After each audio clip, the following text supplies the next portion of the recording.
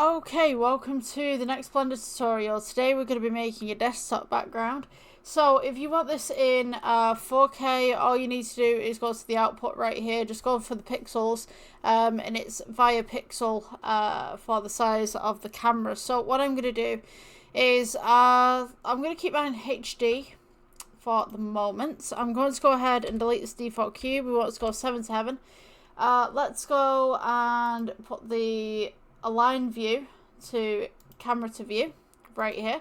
So this will be our little canvas that we're going to be working on, and then I'm just going to split the atom so you guys can see what's going on around here.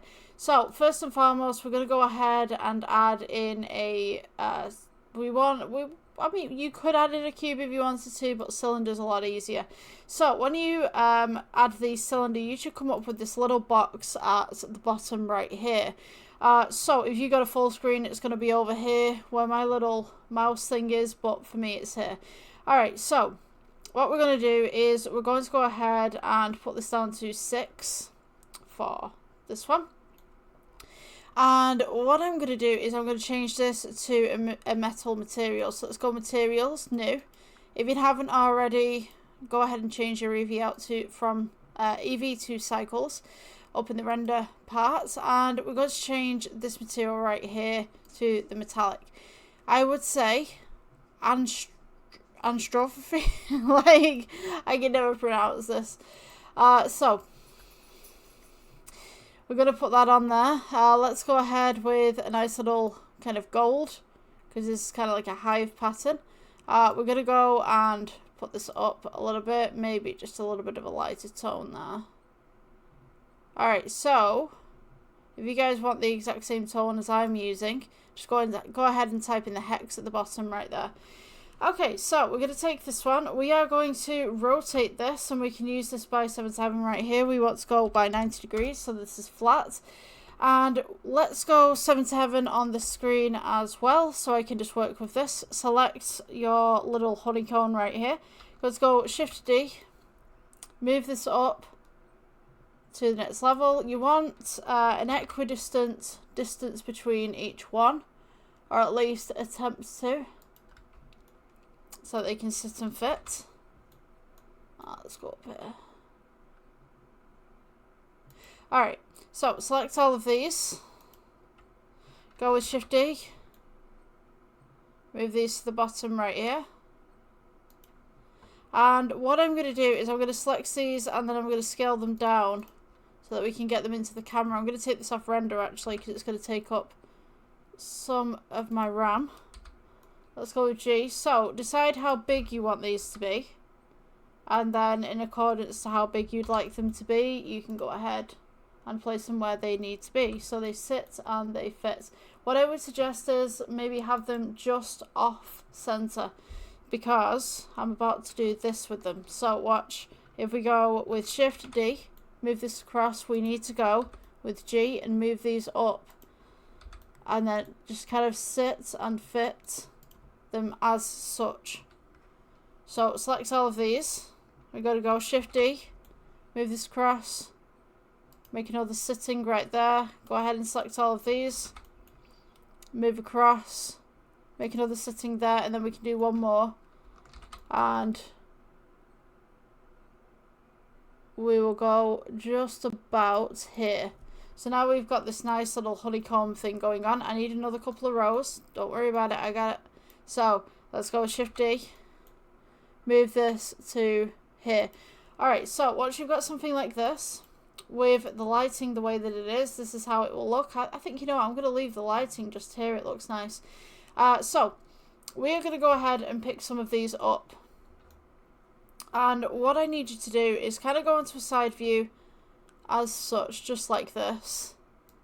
Let's go ahead and pull that back. And I'm going to go ahead and turn off the main render on this.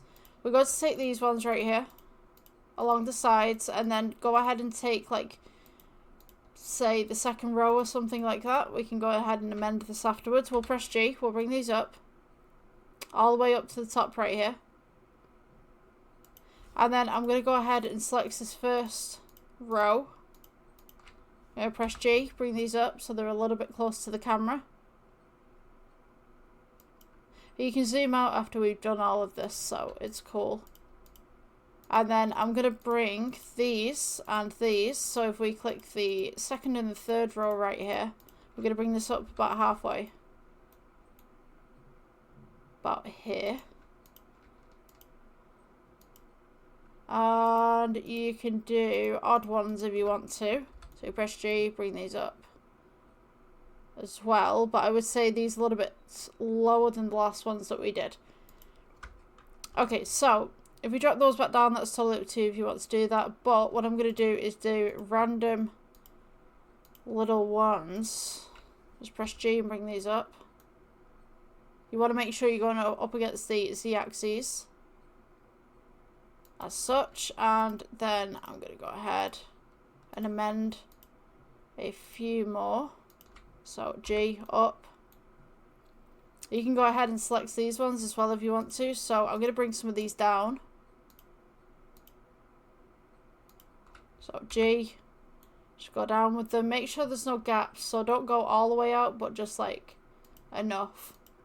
So now, when we render this, we should have this nice little honeycomb background with this nice little glow of gold. I'm going to change the lighting to more of a yellowy orange. And then the metallic that we have right here, I'm going to go ahead and amend that. Let's go. So you want material with this. You can kind of pull that back a little bit more and you can kind of get these nice little rings going on. Totally up to you whether you want to do that. And then maybe you could pull the roughness as well just to kind of keep some of that detail. So I'm just going to amend that roughness and just pull it down just ever so slightly. Alright, so you got something like that. And then what we could do is add a plane underneath. As for scale, bring this out, make sure it sits and fits inside of the cones. And then this is going to be a new material. Change out your principal BSDF to emission. We'll go with a blue. Or you could go with something similar, whatever you want. And let's up that strength. So now you kind of have this nice little honeycomb kind of look. I think, to be honest with you, the roughness kind of needs to go up just a little bit more. Something of akin to that. And I think the tone on the actual... let's go with a bit more of gold. I'd say just about there. So, I think that it's a little bit flat around this area right here. We need some more of these upwards a little bit more. So let's go ahead and just drop some of these or lift them, whatever you need. Let's go G. Just give it some sort of texture. Don't select the plane underneath because that's not going to look good. Let's go G. Bring these up. You can actually bring them up and then scale them up as well. So it's like these really big bits of honeycomb as such. So I'll give you a little bit of shade right there. So if that happens, just take the light and then we could go Shift D and put another light in this scene. Let's take this one in the middle right here. Go G, go down. And then we can take another light and put this at the bottom, I think.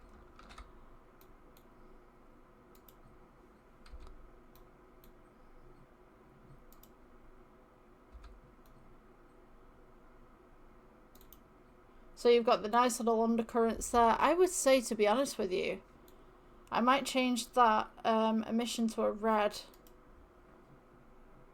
Let's grab this right here, the plane underneath, and just experiment with the colours here. That's kind of like a nice rose red. I think that fits a lot better actually. And if you wanted to, you could select like random ones and just delete them.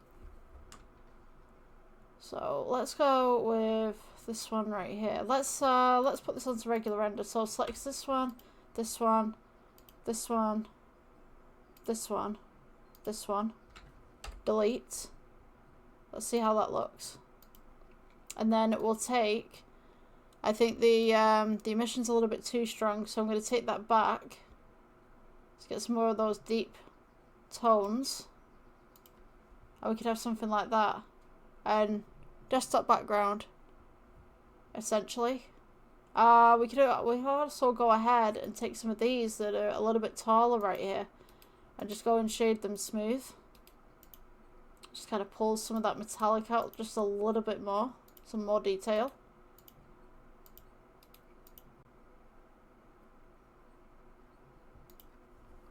Yeah, I'm pretty happy with that. So if you guys enjoyed the tutorial, please like, subscribe, and I will see you in the next one. Bye.